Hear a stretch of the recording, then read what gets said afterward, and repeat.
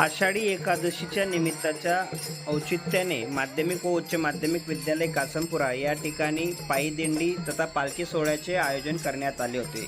या पायी दिंडीमध्ये शाळेचे मुख्याध्यापक तथा शाळेचे सगळे शिक्षक यांनी अतिशय उत्साहपूर्ण असा सहभाग नोंदविला।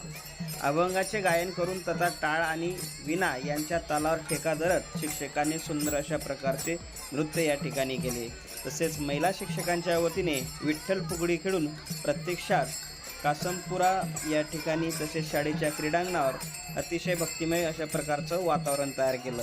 या कार्यक्रमामध्ये विद्यार्थिनींनी मोठ्या हिरिरीने सहभाग नोंदवला होता। तसेच विद्यार्थ्यांचाही सहभाग हा अतिशय लक्ष वेधणारा होता।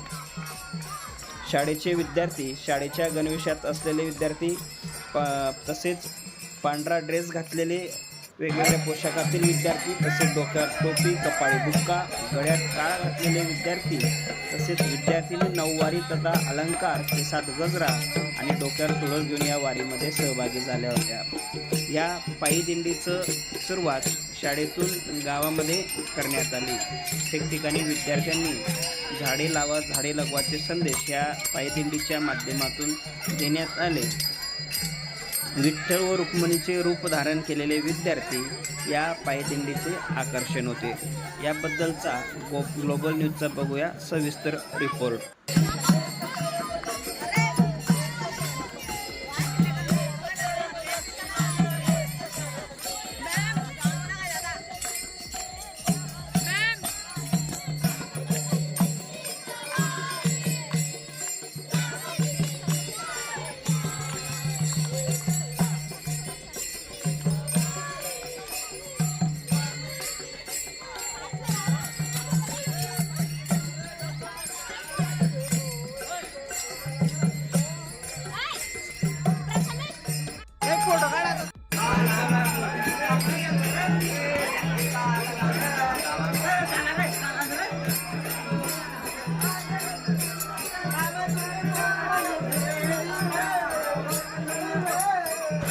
शाळेच्या विद्यार्थ्यांकडून गावाचं आकर्षण ठरलेल्या या पायी दिंडीचे कौतुक शाळेचे संस्थाध्यक्ष श्री योगेश दादा राजपूत यांनी केलेले आहे। विद्यार्थ्यांनी वैविध्यपूर्ण अशा प्रकारचे कार्यक्रम साजरे करून गावामध्ये जनजागृतीचा संदेश यापुढेही देत राहावा असा सल्ला विद्यार्थ्यांना तसेच शालेय कर्मचाऱ्यांना श्री योगेश दादा राजपूत यांनी दिला आहे।